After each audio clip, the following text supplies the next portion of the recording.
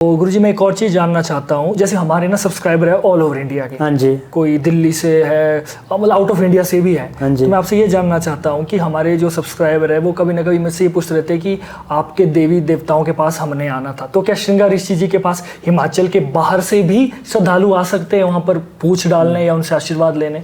बिल्कुल आ सकते जी। ये तो देखो भगवान जी की जो इच्छा होती है वो उसको खुद बुला के लाता है।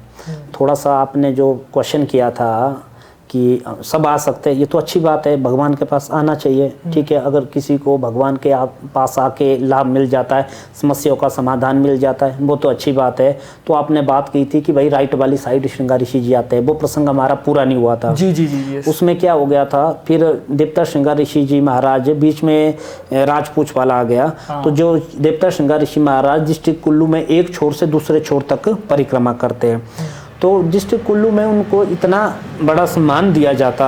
ठीक है, अभी भी हम जब ऑर्ट्स राज जाते हैं, निर्मल जाते हैं, तो वो कहते हैं वहाँ के जितने भी देव खेल में जब गुर बोलते हैं कि राजा आ गया, तो कुछ जगह अभी भी है वो घंटी दर्श नीचे छोड़ देंगे, पंडित जी आप पूजा करो। ठीक है, हमारे मतलब सभी देवी देवताओं को आप पूजा करें, क्योंकि हमने इनको प्राचीन काल से राजा माना था। जी। अब समय के बदलाव के साथ अच्छी चीज़ है, होना भी चाहिए बदलाव। तो अब उतना ना तो देखो समय मिल पाता है, और व्यवस्था भी कुछ शब्द शास्त्रियों ने क्या कर दिया, पुराणों के साथ देवी देवताओं के नाम को जोड़ना शुरू कर दिया, जो एक विडंबना का बात है। जो देवता राइट वाली साइड बैठते थे वो एक सम्मान देते थे। अब 18 साल बाद भगवान श्रृंगार ऋषि जी आ गए, इनके आने से फल फ्रूट अच्छे हो गए, बीमारियों का शमन हो गया, सुख शांति की समृद्धि हो गई, तो सभी देवी देवता इनको सम्मान देते थे। वो सम्मान का एक प्रतीक था कि उस वक्त बड़े कुछ एक देवी देवता थे जो उस शुभ रूप में थे, जिसको कहते पालकी शुभ रूप में थे। अन्य देवी देवता कोई छड़ी रूप में था, कोई निशान रूप में था, ऐसे ऐसे रूप में थे।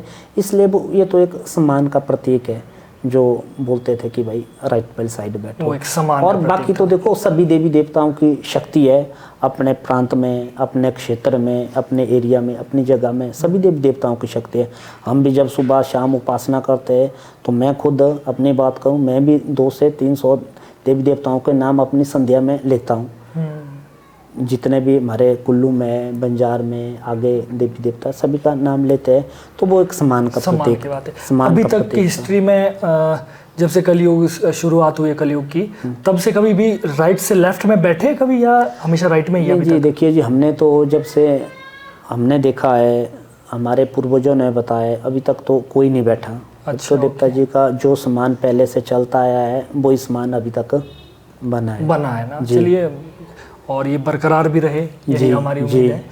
अच्छा गुरुजी, एक चीज़ है कि आपने मुझे बताई थी कि जहाँ पर मंदिर है वहाँ पर पुण्य आत्माएं भी आती है, और जब आप लोग अंदर होते हो तो आपको कुछ आवाज़ें भी सुनाई देती है। तो ये पुण्य आत्माओं का ये क्या किस्सा है, इसको थोड़ा सा एक्सप्लेन कीजिए।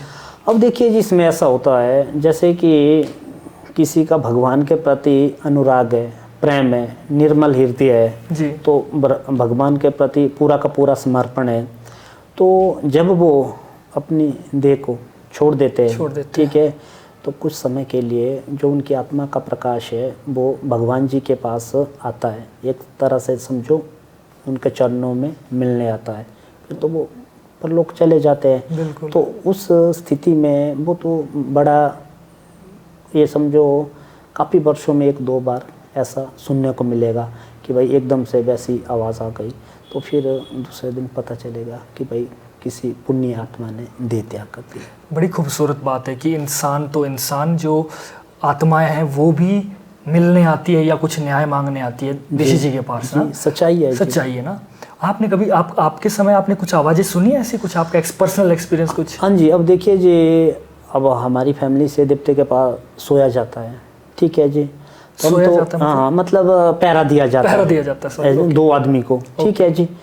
तो फिर क्या होता है, अब नीचे से तो दरवाजे बंद होते हैं, हम तो छोटे छोटे थे, जहाँ तक मैं बताऊँ आपको 6th-7th की बात होगी है। तो जो सीढ़ी होती है वहाँ से जैसे कैसे कि चलने की आवाज़ आती थी कि भाई कोई चल रहा है। तो अब तो जब तो जागे होते थे फिर डर हो जाती थी, फिर थोड़ी सी हिम्मत करके भाई के साथ फिर आगे जाना कि देखना, फिर दिखता था कुछ नहीं है। कुछ नहीं है। फिर जो गांव के बुजुर्ग हैं, जो दादाजी के टाइम आते थे, पिताजी के टाइम आते थे, वो अनेक ऐसे किस्से सुनाते हैं कि प्लीज भाई तो एक भाई के अंकल थे तो जो पड़ोस में रहते हैं, तो उत्तम राम जी उनका नाम था। जी जी। तो उन्होंने कहा, बोला जब मैं सोया था तो बोला आपके पिताजी कहीं बाहर काम से गए थे, तो वहाँ सोने वाला कोई नहीं था, और उनके कोई एक मित्र और आए थे सोने साथ में। तो जब वो सो गए तो बोला रात के ऐसे लगा कि भाई 2-2:30 बजे का समय हो गया, तो नीचे से वो चीज़ कुछ चल के आई। अच्छा। चल के आने से फिर उनको ऐसे स्पर्श करवाया, बोला थोड़ी देर के लिए मैं तो डर गया, मेरे पसीने छूट गए। प्रत्यक्ष। हाँ, तो बोला वो जो दूसरा है तो बोला वो खराटे मार रहा, तो उसको उसकी अनुभूति नहीं हुई।